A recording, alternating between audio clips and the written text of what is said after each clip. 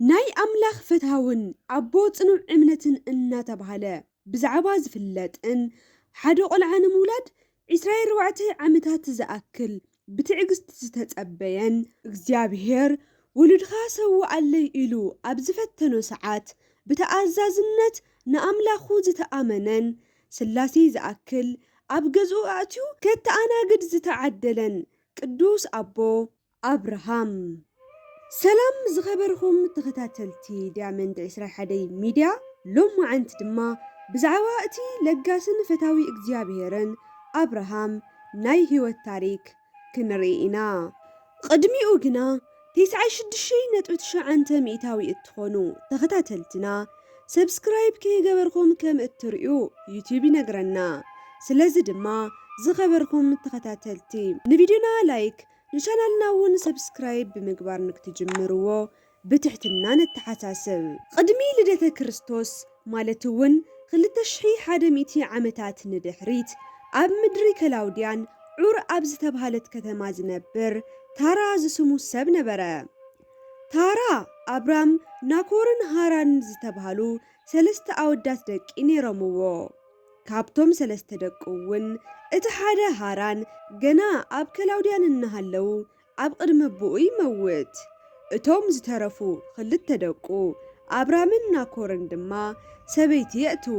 ብድሕሪዚ ሰበይቲ ናኮር ቆልዑ እንትትወልድ ናይ አብራም ሰበይቲ ዝኾነት ሶራ ግና ቆልዑ ወለደትን። ታራ ከነአን ናብ ዝተባሃለት ምድሪ ንምኻድ ተልዓለ። ወዱ ናኮር ቆልዑ ዝወለደን ስድራ ዝመስረተን ብምንባሩ ታራ ንናኮር ገዲፉ ምስ አብራምን ምስ ሶራን ምስ ወዱ ሎጡን ናብ ከነአን ይምርሕ። ጉዕዞኦም ቀፂሉ ካራን ኣብ ዝተባሃለ ስፍራ ምስ በጽሑ ታራ ኣብ 205 ዓመቱ ኣብ ዝሓሰቦ እንተይበጽሐ ይመውት። አብራም እውን ሓደ ሓውን ኣቦኡን ብሞት ዝሰኣነ ምስ ሓደ ሓው እውን ዝተረሓሓቐ ብሕታዊ ሰብ ኾነ። ብድሕሪዚ እግዚአብሔር ንአብራም ከምዚ ይብሎ፣ ዓድኻን ወገናትኻን ናይ ኣቦኻ ቤትን ገዲፍኻ ኣነ ናብ ዝብለካ ምድሪ ኽድ፣ ክባረኸካን ዓብዪ ህዝቢ ክገብረካን እየ። ከም ሓሸዋ ክትበዝሕን ንኻልኦት በረከት ክትኸውን ኢኻ። ንዝምርቑኻ መሪቐ ንዝረግሙኻ ክረግም እየ። ኣብ ምድሪ ዝነብሩ ህዝብታት ብሰንክኻ ክባረኹ እዮም ይብሎ። አብራም እውን እግዚአብሔር ከም ዝበሎ ካብ ምድሪ ካራን ወፀ። ሎጥ እውን ሓቢርዎ ነበረ። አብራም ካብ ካራን ክወፅእ ከሎ ወዲ 75 ዓመት ነበረ። አብራም ምስ ሰበይቱ ሶራን ምስ ወዲ ሓው ሎጥን ብምዃን ኣብ ካራን ዘጠራቐምዎ ሃፍትን ኩሎም ኣገልገልቶምን ሒዞም መንገዶም ይጅምሩ። ብናይ እግዚአብሔር መሪሕነት እውን ኣብ ከነአን ይዓርፉ። ኣብቲ ግዜ ከነአናውያን ኣብታ ምድሪ ይነብሩ ነበሩ። እግዚአብሔር እውን ንአብርሃም ተገሊጹ እዛ ምድሪ እዚኣ ከም ዘውርሶን ዘርኡ ከም ዝስስንን ይነግሮ። አብራም እውን ነቲ ዝተገለጸሉ ኣምላኽ መሰውኢ ሰርሐ። ተላዒሉ እውን ካብ ቤቴል ንምብራቕ ኣብ ዘሎ ቦታ ድንኳን ተኸለ። አብራም ድንኳኑ ኣብ ዝተኸለሉ ከባቢ ከቢድ ጥሜት ብምልዓሉ አብራም ምስ ሰበይቱ ሶራን ምስ ወዲ ሓው ሎጥን ከምኡውን ምስ ኩሎም ኣገልገልቱ ናብ ምድሪ ግብፂ ንምስዳድ ተስአ። ሰበይቱ ሶራ መልክዓ ዝጸበቐት ብምንባራ ግብፃውያን ንሶራ ምስ ረኣዩ አብራም እውን ሰብኣያ ምዃኑ ምስ ፈለጡ ንዓኣ ወሲዶም ንዕኡ ከም ዝቐትልዎ ስለ ዝተረድአ ንሶራ ከምዚ ይብላ፣ ብሓቂ ትፈትውኒ እንተደኣ ኹንክስ ናብ ግብፂ ኣብ ዝኣተናሉ ሰዓት ሰበይተይ ከም ዝኾንኺ ኣይትዛረቢ፣ እኳ ደኣስ ንክሕብሕቡናን ንክሕግዙናን ሓፍተይ ከም ዝኾንኺ ተዛረቢ በላ። አብራም ናብ ግብፂ ምስ ኣተወ ግብፃውያን ንሶራ ሪኦም ብጽባቐኣ ተደነቑ። ናይ ግብፂ ሰበስልጣናት እውን ብዛዕባ ጽባቐኣ ንፈርዖን ነገርዎ። ናብ ቤተ መንግስቲ እውን ወሰድዋ። ሶራ እውን አብራም ከም ዝበላ ሰብኣያ ዘይኾነስ ሓዋ ከም ዝኾነ ትዛረብ። ብሰንኪ እውን ፈርዖን ንአብራም ኣኽቢሩ የተኣናግዶ። ኣባጊዕን ናጣልን ከፍትን ኣግማልን ከምኡውን ኣወዳትን ኣዋልድን ኣገልገልቲ ንኣብራም ከም ውህብቶ የበርክተሉ። ብድሕሪዚ እግዚኣብሔር ስለ ናይ ሶራ ንፈርዖንን ንስድርኡን ብሕማም ወቕዖም። ፈርዖን እውን ንኣብራም ፀዊዑ እዚ ዝገበርካለይስ ስለምንታይ እዩ? ሰበይትኻ እናሃለወትስ ሓፍትኻ ምዃና ስለምንታይ ነጊርካኒ? ኣነ ከይፈለጥኩ ሰበይተይ ክገብራ ደልየ ነይረ። በል ሕዚ እውን እንሆ ሰበይትኻ ሒዝኻ ኽድ ብምባል ኣገልገልቱ ካብ ናይ ኣብራም ሃፍትን ኣገልገልትን ከይነኽኡ ብሰላም ንክኸድ ንክፈቕድሉ ፈርዖን ኣዘዘ። ኣብራም እውን ምስ ሰበይቱን ምስ ምሉእ ንብረቱን ናብ ነጌብ ተጓዓዘ። ኣብራም ብዙሕ ሃፍትን ንብረትን ኣጠራቂሙ ናብቲ መሰዊኢ ድንኳን ተኺልሉ ዝነበረ ቤቴል ይምለስ። እቲ ከባቢ እውን ናይ ሎጥን ናይ ኣብርሃምን ሃፍቲ ስለ ዝዓብለሎ ንኽልቲኦም ይጸቦም። ብዚ ምኽንያት ናይ ኣብራምን ናይ ሎጥን ኣገልገልቲ ጎንፂ ይፈጥሩ። ኣብራም እዚ ርኡ ንሎጥ ከምዚ ይብሎ፣ ኣነን ንስኻን ኣሕዋቲና ኣብ መንጎ ኣገልገልትና ጎንፂ ክህሉስ ግቡእ ኣይኮነን። ስለዚ ድማ እቲ መሬት ሰፊሕ እዩ። እስኻ የማናይ እንተመረጽኻ ኣነ ናብ ጸጋማይ ከምርሕ እየ። እስኻ ጸጋማይ እንተመረጽኻ እውን ኣነ ኣብ የማናይ ክቕመጥ እየ ይብሎ። እቲ ግዜ ኣምላኽ ንሰዶምን ጎሞራን ቅድሚ ምጥፍኡ ስለ ዝነበረ ሎጥ ከባብታት ዮርዳኖስ ብማይ ዝተኸበቡን ለማለምን ስለ ዝነበሩ ኣብ ጥቓ መንበሪ ሰዶም ድንኳኑ ተኸለ። ኣብኡ ንምንባር እውን መረፀ። ምስ ኣብራም ምስ ተሰናባበቱ እውን ኣብራም መንበሪኡ ኣብ ከነኣን ገበረ። ናይ ሶዶም ሰባት ክፉእ ዝገብሩ ዋላ እኳ እንትኾኑ ሎጥ ግና መልክዓ ምድሩ ንምንባር መረፆ። ኣብርሃም እውን ኣብ ከነኣን ምዃኑ ቀጸለ። እግዚኣብሔር ንኣብራም ከምዚ በሎ፣ ዓይንኻ ዝረኣዮ ምድሪ ኩሉ ንዓኻ ክበካ እየ። ናይ ምድሪ ሓሸዋ ክቁፀር ከም ዘይኽእል ዘርእኻ እውን ከም ናይ ምድሪ ሓሸዋ ከብዝሖ እየ። ንምቁፃር ከም ዘይከኣል ናይ ምድሪ ፀፀር እስኻን ዘርእኻን ንምቁፃር እተጸግሙ ብዙሓት ክገብረኩም እየ። ስምኻ እውን ድሕሪ ሕዚ ኣብርሃም ይኹን፣ ኣቦ ብዙሓት ንክትኾን ሓሬካ እየ እሞ። ናይ ሰበይትኻ ሶራ ስም እውን ካብ ድሕሪ ሕዚ ሳራ ይኹን ብምባል እግዚኣብሔር ንኣብርሃም ዝሃቦ ቃል ኪዳን ኣጽንዐሉ። ኣብርሃም እውን ሽዑ ተላዒሉ ኣብ ኬብሮን ናብ ዝርከብ ጎቦ ኸይዱ ንእግዚኣብሔር ናይ ኣብዑርን ኣጣልን ኣባጊዕን ዋኖስን መስዋዕቲ ኣቕረበ። ብድሕሪዚ ሎጥ ንምንባር ኣብ ዝመረፃ ምድሪ 4 ነገስታት መጺኦም ኣብ ሰዶምን ጎሞራን ዝርከብ ንብረትን ሃፍትን ይወስዱ። እቲ ኣብ ሰዶም ዝነብር ዝነበረ ሎጥ እውን ንብረቱ ወሪሮም ንባዕሉ እውን ማሪኾም ይወስድዎ። ካብ ማእኸል ኣገልገልቲ ሎጥ ሓደ ዘምለጠ ሰብ እቲ ዝተፈጠረ ኩሉ ንኣብርሃም ኸይዱ ይነግሮ። ኣብርሃም ወዲ ሓው ሎጥ ከም ዝተማረኸ ምስ ሰምዐ ኣብ ገዝኡ እናሰልጠኑ ንዝዓበዩ 300 ተዋጋእቲ ኣሰሊፉ እስካብ ዳን ይዘምት። ንቶም 4 ነገስታት ኣባሪሩ እውን ንሎጥ ምስ ንብረቱ ምስ ኣገልገልቱን ምስ ጥሪቱን የምልሶ። ብድሕሪዚ እግዚኣብሔር ንኣብርሃም ተገሊጹ፣ ኦ ኣብርሃም ኣነ ኣምላክኻ እግዚኣብሔር እየ እሞ ኣይትፍራሕ በሎ። ኣብርሃም እውን ኦ ኣምላኽ እንሆ እስኻ ከም ዘይትሓድገንን ዘርአይ ከም ሓሸዋ ከም ዝበዝሕን ቃል ኣቲኻለ ኢኻ። ኮይኑ ግና ኣነ መኻን ብምዃነይ ውልድ እውን ስለ ዘይብለይ ኣነ ኣብ ዝደኸምኩሉ ሰዓት ካብ ኣገልገልተይ ሓደ ወራስየይ ክኾን እዩ በለ። እግዚኣብሔር እውን ኣብርሃም ካብ ኣገልገልትኻ ዘይኾነስ ካብ ኣብራኽካ ዝተኸፈለ ውሉድኻ ወራሲኻ ክኸውን እዩ። ኣብ ሰማይ ከም ዝተዘርግሑ ከዋኽብቲ ንምቁፃር ከም ዘይከኣሉ ከምኡ እውን ናትኻ ዘርኢ ዝኾኑ ህዝብኻ ንምቁፃር ዘይከኣሎም ክኾኑ እዮም። እዛ ምድሪ ንከውርሰካ ካብ ከላውድያን ዘውፃእኹኻ ንዓይ እመነኒ በሎ። ኣብርሃም እውን ብፍጹም ልቡ ብእግዚኣብሔር ኣመነ፣ ጽድቂ ኮይኑ እውን ተቆፀረሉ። ሰበይቲ ኣብርሃም ሳራ ግና ንኣብርሃም ውሉድ ስለ ዘይወለደትሉ ኣብርሃም ውሉድ ንክረክብ ግብፃዊት ምስ ዝኾነት ኣጋር ምስ ዝተባሃለት ኣገልጋሊታ ንክድቅስ ገበረቶ። ኣጋር እውን ጸነሰት። ኣጋር ነብሰ ጹር ምዃና ምስ ፈለጠት ንእንበይታ ክትንዕቓ ትጅምር።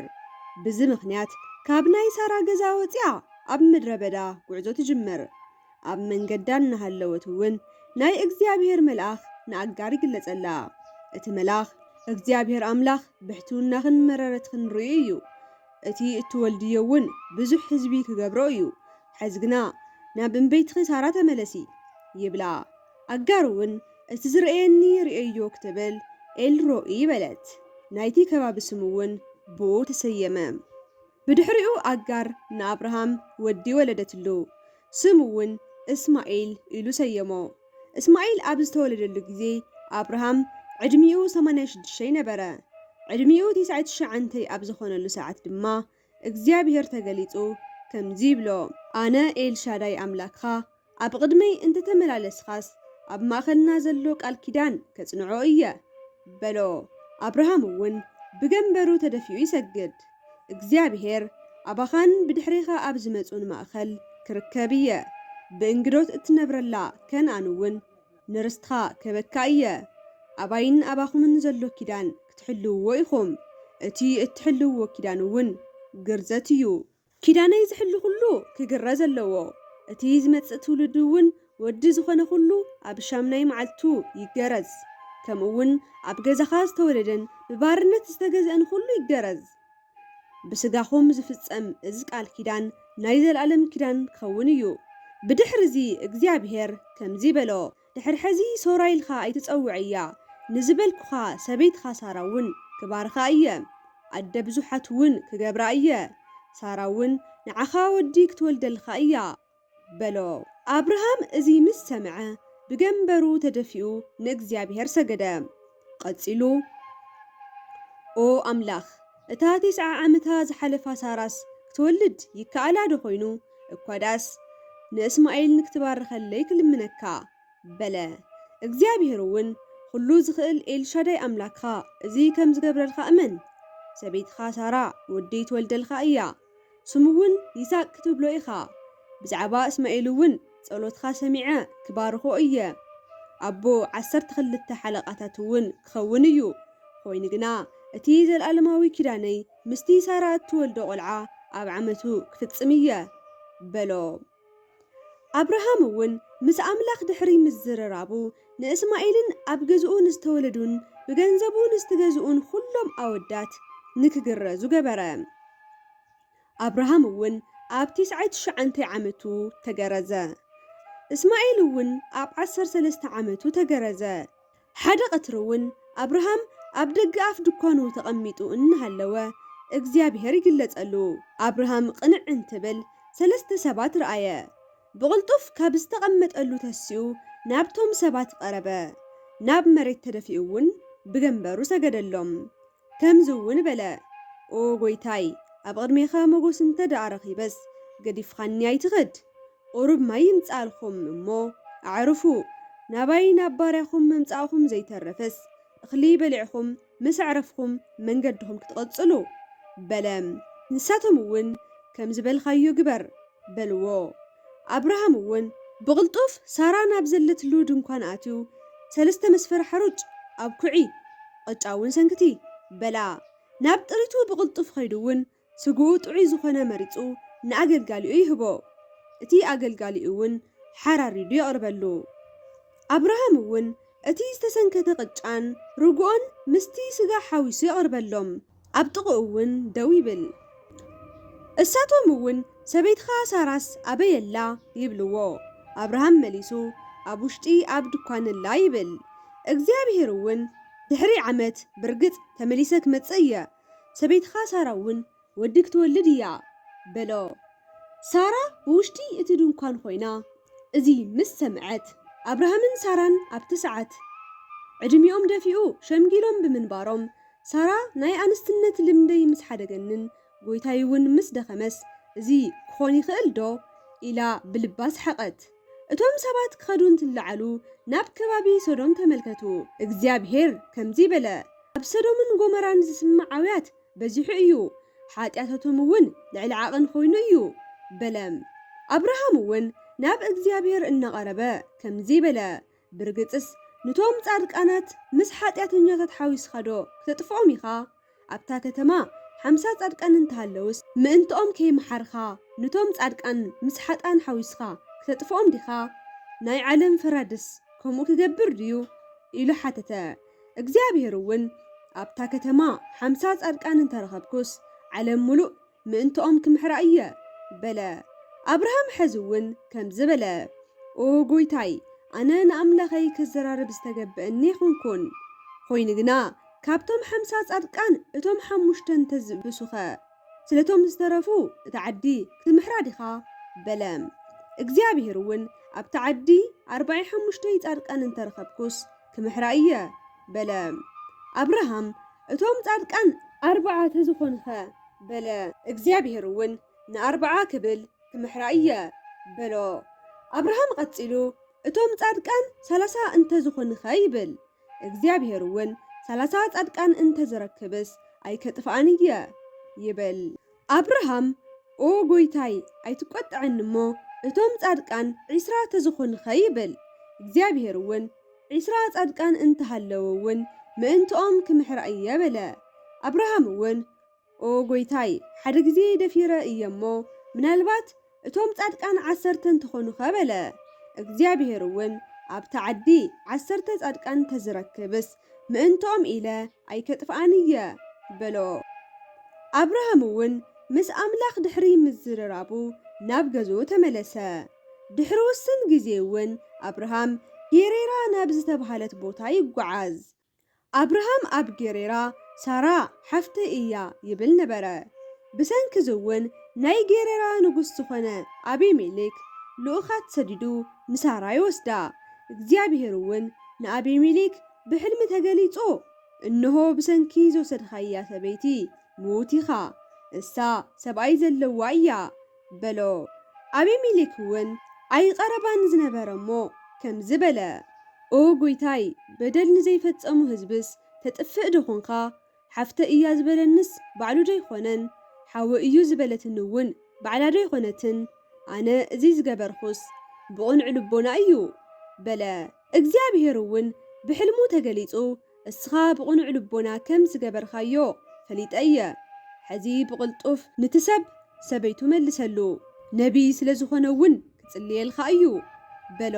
ጽባሒቱ አቢሜሌክ ዘጋጠመ ኩሉ ንኣማኽርቱ ነገሮም፣ እሳቶም እውን ኣብ ውሽጦም ፍርሒ ሓደሮም። አቢሜሌክ እውን ንአብርሃም ፀዊዑ ኣብ ልዕለይ እዚ ዝገበርካስ ስለምንታይ እዩ ኢሉ ሓተቶ። አብርሃም እውን ኣብዚ ዓዲ ሕጊ ከም ዘየለ ኣብ ዝረኣኹሉ ሰዓት እቶም ህዝቢ ሰበይተይ ንምውሳድ ኢሎም ንከይቀትሉኒ ፈሪሐ ብምባል መለሰሉ። ብድሕሪ እውን አቢሜሌክ ኣብዑርን ኣጣልን ኣባጊዕን ከምኡ እውን ኣገልገልቲ ንአብርሃም ሃቦ። ሰበይቱ ሳራ እውን ገደፈሉ። ንሳራ እውን እንሆ ስለኺ ንአብርሃም 1,000 ገንዘብ ይህቦ ኣለኹ።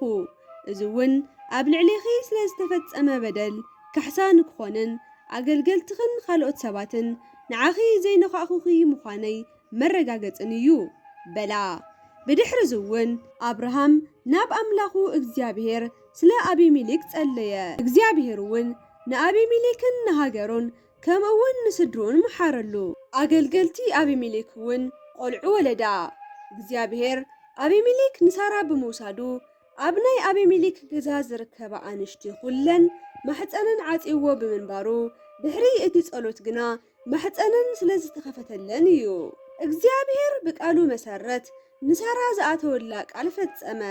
ሳራ እውን ጸነሰት። እግዚአብሔር ኣብ ዝበሎ መዓልቲ እውን ሳራ ንአብርሃም ወዲ ወለደትሉ። አብርሃም ንዝተወለደሉ ወዱ ይስሐቅ ኢሉ ሰየሞ። አብርሃም ብዝተኣዘዞ መሰረት ኣብ ሻምናይ መዓልቱ ንወዱ ይስሐቅ ገረዞ። ይስሐቅ ክውለድ ከሎ አብርሃም 100 ዓመቱ ነበረ። ሳራ እውን ኩሉ ሰብ ኣይትወልድን ሓሊፍዋ እዩ ኣብ ዝበለኒ ሰዓት ንአብርሃም ወዱ ንክሕቕፎ ዝገበረኒ ኣምላኽ ይመስገን በለት። ድሕሪ ግዜያት እግዚአብሔር ንአብርሃም ክፍትኖ ደለየ። አብርሃም እውን በሎ አብርሃም ኣለኹ ይብል። እግዚአብሔር እቲ እትፈትዎ ወድኻ ይስሐቅ ሒዝኻ ኣነ ናብ ዝነግረካ ጎቦ ሞርያ ኽድ፣ ዝቃጸል መስዋዕቲ ጌርኻ እውን ስለ ክብረይ ንወድኻ ሰውኣለይ በሎ። አብርሃም ኦ ጎይታይ ንዓመታት ተማሕፂነ ዝሃብኻኒ ውላደይ ዶ ይኾነን ከምኡውን ዘርእኻ ከም ሓሸዋ ከብዝሕዩ ዶ ኣይበልካንን? ስለምንታይ ደኣ እቲ ኣብ እዋን እርጋነይ ዝሃብኻኒ ተስፋ ሰውአለይ ትብለኒ? ኣይበለን እኳ ደኣስ አብርሃም እግዚአብሔር አምላኹ ዝሃቦ ትእዛዝ ብጸጋ ተቐቢሉ ንመሰውኢ ዝኾን ዕንፀይትን ዝቃጸለ መስዋዕትን አሸኪሙ ንወዲ ይስሐቅ እውን ኣኸቲሉ እግዚአብሔር ናብ ዝኣዘዞ ስፍራ ጉዕዞ ይጅመር። አብርሃም ምስ ኣገልገልቱን ምስ ወዱ ይስሐቅን ንሰለስተ መዓልትታት ምስ ተጓዓዘ እግዚአብሔር ዝሓበረሉ ቦታ ኣማዕድዩ ምስ ረኣየ ነቶም ኣገልገልቱ ኣነን ወደይን እቲ ዝቃጸል መስዋዕቲ ሒዝና ድሕሪ ሰዓታት ንእግዚአብሔር ሰጊድና ክንምለስ ኢና ንስኻቱም ግና ኣብዚ ጽንሑ ብምባል ንይስሐቅ ጥራሕ ሒዙ ናብ ኮሬብ ይድይብ። ኣብዚ ሰዓት ይስሐቅ ኦ ኣቦይ በለ። አብርሃም እውን ኣለኹ ይብል። ይስሐቅ ቀጺሉ እንሆ ዝቃጸል መስዋዕትን ሰይፍን ኣዳሊና ኮይኑ ግና እቲ እንስውኦ በጊዕ ኣበይ ኣሎ በለ። አብርሃም ኣብዚ ሰዓት ብሙሉእ እምነት ኦ ወደይ እግዚአብሔር እቲ እንስውኦ በጊዕ ኣብኡ ከጽንሐልና እዩ በሎ። ኣብቲ ቦታ ምስ በጽሑ እውን አብርሃም መሰውኢ ሰርሐ። ኣብ ልዕሊኡ እውን ዕንፀይቲ ደርደረ። ንወዱ ይስሐቅ ኣሲሩ ድማ ኣብቲ መሰውኢ ደቀሶ። ኣብዚ ሰዓት ይስሐቅ ከም ዝበለ ኦ ኣቦይ እግዚአብሔር በጊዕ ከም ዘየዳለወን እቲ ዝስዋዕ እውን ኣነ ከም ዝኾንኩን ተረዲእ ኣለኹ። ኣቦይ ግና ዓይነይ እናረእኻ ብምጭካን ከይኣቤካን ፍቓድ እግዚአብሔር ንክፍጸምን ንዓይ ብኸብደይ ደቅሰኒ ብድሕሪኡ ንስኻ እውን ፍቓድ ኣምላኽ ንምፍጻም ክከኣለካ እዩ በሎ። አብርሃም ብናይ ወዱ ንእግዚአብሔር ምእዙዝነት እናተሓበነ ይስሐቅ ከም ዝበሎ ገበረ። ንክስውኦ ሰይፊ እንተልዕል ግና ሃንደበት ካብ ሰማይ ኦ አብርሃም ዝብል ድምፂ ይሰምዕ። አብርሃም ቆልሕ እንትብል እንሆ ኢድኻ ኣብ ልዕሊኡ ኣይትዕርፍ እምነትኻን ተኣዛዝነትኻን ርኢ ኣለኹ እቲ ሓደ ወድኻ ክትህበኒ ኣይሰሳዕኻን እሞ ካባኻ ዝወፁ ኩሎም ዝተባረኹ ክኾኑ እዮም ህዝብኻ ካብ ሰማይ ከዋኽብትን ካብ ምድሪ ሓሸዋን ዝበዝሑ ክገብሮም እየ ኢሉ ቃል ወጽንዐሉ። ብድሕሪ እዚ አብርሃም ብድሕሪቱ ዝተኣሰረ በጊዕ ከም ዘሎ የስተውዕል። ነቲ በጊዕ ኣቕሪቡ እውን ንእግዚአብሔር መስዋዕቲ የቕርበሉ። ቀጺሉ እውን አብርሃም ንኹሎም ሒዙ ናብ ቤርሳቤህ ተጓዓዘ። ኣብኡ እውን ተቐመጠ። ሰበይቱ ሳራ 127 ዓመታት ነቢራ ሞተት። አብርሃም እውን ኣብ ምድሪ ከነኣን ንሰበይቱ ሳራ ቀበረ። አብርሃም ድሕሪ ሞት ሰበይቱ ንወዱ ይስሐቅ ኣመርዐዎ። ንባዕሉ እውን ኬጡራ ዝተባሃለት ሰበይቲ እተወ። እሳ እውን ዘምረንን ዮቅሳንን ሜዳንን ምድያምን ዝተባሃሉ ኣወዳት ወለደትሉ። አብርሃም ዘለዎ ሃፍቲ ኩሉ ንይስሐቅ ኣውረሶ። ንኻልኦት ደቁ ግና ብህይወት እናሃለወ ውህብቶ ኣበርከተሎም። ካብ ወዱ ይስሐቅ ርሒቖም ንክቕመጡ እውን ናብ ምብራቕ ሰደዶም። አብርሃም እውን ብጠቕላላ 175 ዓመታት ነበረ። ኣብ መወዳእታ እውን ዕድመ ጸጊቡ ሞተ። ደቁ ይስሐቅን እስማኤልን ኣብ ምድሪ ከነኣን ኣብ ጥቓ ሰበይቱ ሳራ ቀበርዎ። ዝኸበርኹም ተኸታተልቲ ንሎሙዓንቲ ዘዳለናዮ ብዛዕባ እቲ ኣቦ እምነት ዝተባሃለ አብርሃም ናይ ህይወት ታሪክ ትርእይዎ ዝጸናሕኹም ይመስል ነይሩ። ከም ዝፈትኹሞ ተስፋ ይገብር። ኣብ ቀጻሊ ብኻሊእ መምሃሪ ታሪክ እስካብ ንራኸብ ሰላም።